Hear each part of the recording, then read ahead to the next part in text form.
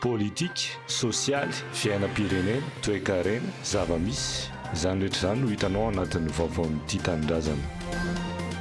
Tsara ny manamarika fa tsy sitraponay velively tompoka ny hidina an-dalambe fa efa miao-piefy ny tsy fihainonanay mpianatra ny fanomezana toko fitakanay.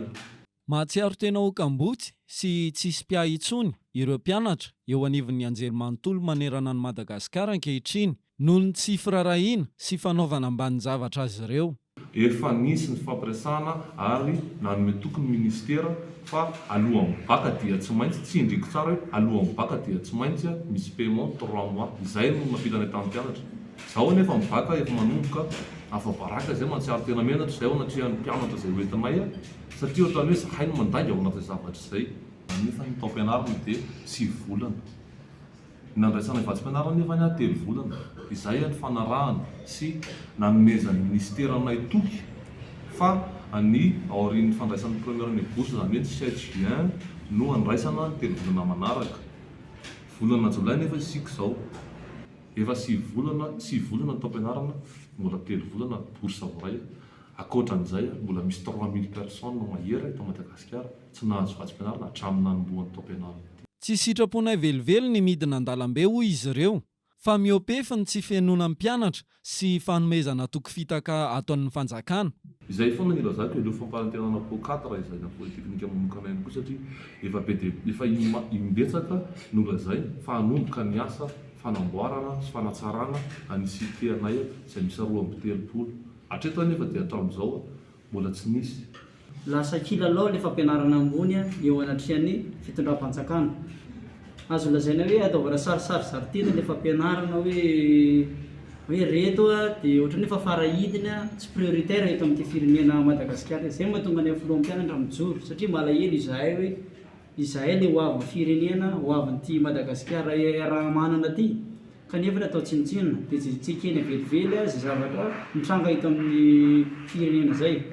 Simba tanteraka ny tontolon'ny fanabeazana eny anivon'ny anjerimanontolo ankehitriny satria ankoatran'ny tsy fanaovana zava-dehibe ny filan'ny mpianatra dia simba tanteraka ny foto-drafitrasa eny an-toerana.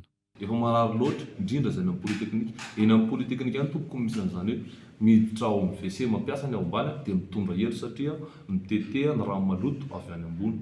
Ireo foto-drafitrasa eny aminay dia tena efa tao anatin'ny 20 taona no tsy nisy fanavaozana. Raha mitohy ao anatin'ny 5 taona manaraka tena maro mba tsy ilazako hoe tsy azo ipetrarana intsony ny cité universitaire eny Fotovoro. Miaina ao anatin'ny loto ny mpianatra noho ny tsy fisian'ny rano, tsy misy mpiaha intsony ao anatin'ny hetsika samihafa ataony. Kanefa tamin'ity fitantanana ity dia tena tsy misy fanampiana azon'ny filohan'ny mpianatra mihitsy avy amin'ny ministera mahakasika ny fikarakarana hetsika toy ny sport, événement culturel izay entina hiala volin'ny mpianatra, tsisy mihitsy izahay. Misy mifampiresana atao taratasy very fotsiny ny demande ataonay ny ministera fa tsisy fanomezan-tanana mihitsy. Ankehitriny izay mikarakara hetsika tsy maintsy nahembotra nangatahana fotoana manaraka satria tsy misy intsony ny fanohanana anay mpianatra, tsy misy intsony ny fiarah-miasa ao amin'ny ministera. Matetika raha moa izahay na miantso tsy voaray antso. Izy zany indray amin'izay nitarananay movatsy ireo ministera ireo ka todika aminareo fitondram-panjakana rehetra izahay jereo ny fampianarana ambony fa marary. Tena marary tokoa ny fampianarana ambony. Toy ny antso fanairana ataon'ny filohan'ny mpianatra miaraka amin'ireo mpianatra tarihiny ny amin'ny hamahana ny olana eny anivon'ny oniversite manerana ny Madagasikara. Sy fio mandeha hoe karamain'olona izay kanefa fitiavany an'ireo mpianatra sy fitiavanay ny anjerimanontolo sy fampianarana ambony mijoroana eto. Kangatahanay engavinay anareo fitondrana maefa mba hijery ny zava-misy marina eny anivon'ny politeknika Fotovoro. Mitony grevy hoy izy ireo rehefa tsy misy ny miaina. Izahay amin'izao dia mbola tsy amefem-potoana aloha fa manao fanambarana izahay. Kanefa raha tsy misy mihaino izay aorian'izao fanambarana ataonay androany izao dia tonga dia hanapa-kevitra izahay hoe amin'ny fem-potoana ary fem-potoana mety tsy lava be intsony satria androany zany efa mety tonga any amin'izareo ny afatra androany an'izao d'izao mihitsy dia tsy amefem-potoana izahay fa mampita vaovao amin'izareo fotsiny hoe izay no olana iainany ety. Nika manokana aorian'izao fanambarana izao dia iroso zay amin'ny fitakiana sy nydinana-dalambe raha tsy misy fampiasana andraikitra faran'izay haikana indrindraindrindra mahakasika ny borsy zay efa mahampabarakana eo amin'ny mpianatra io. Ka eto dia efa miomana sady ianareo raha misy ny dinika ambony latabatra ataonareo fitondrana mba ataovana raha-pahamehana fampiakarana vatsim-pianarana ary indrindrindra mifanatsarana ny cité sy ny campus universitaire manerana Madagasikara ataovy prioritaire ilay izy tokoa. Isy ihany koa ny fitakiana ny fampiakarana vatsim-pianaran'ny mpianatra ataon'ny filohan'izy ireo aorian'ny fahavitan'ny taom-pianarana. Omeo araka ny tokony izy ny vatsim-pianarana. Aza miandry domina rehefa mpiakatra io araka ny tenin'ny président namana teo hoe iombona izay filohan'ny mpianatra manerana Madagasikara mahakasika ny fampiakarana azy io. Miteny amin'ny fitondram-panjakana izahay vita ny taom-pianarana ary izay filohan'ny mpianatra reto hitaky io fiakaran'ny vatsim-pianarana io vita ny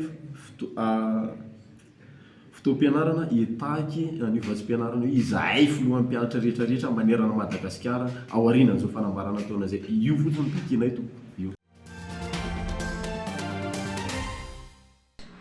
Manentana ny olona mba hifanampy hifanasoa. Isy ny hetsika antsoina hoe mizara fanana izay ho totosain'ny fikambanana mizara sy ireo rehetra maniry ara-iasa aminy amin'ny sabotsy 3 Aogositra ho avy izao eto Antananarivo. Hoy ny filohan'ity fikambanana ity fa fararivo.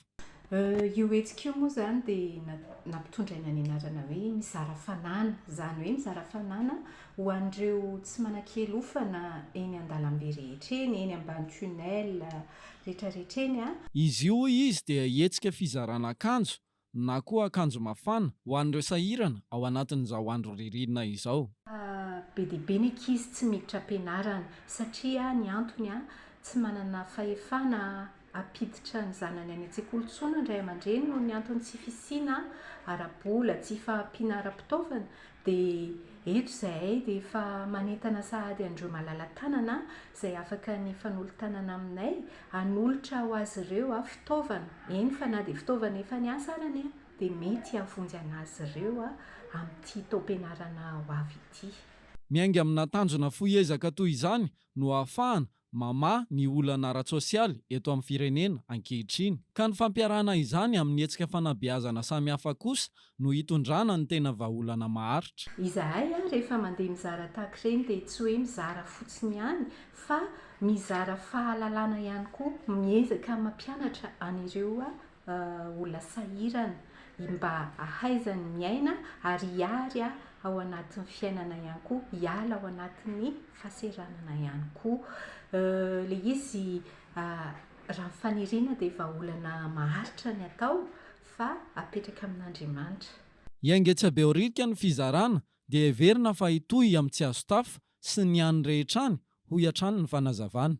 Ny toerana izay hitsinjarana izay aloha dia miainga eo Behoririka eo amin'ny centre commercial Sitika ilay izy amin'ny 4 dia afaka mijery anay ao anatin'ny page Facebook association Mi-Izara M2I''Zara ary afaka ihany koa ianareo manantona mivantana ny birao misy anay ao amin'ny Sitika Behoririka ihany koa.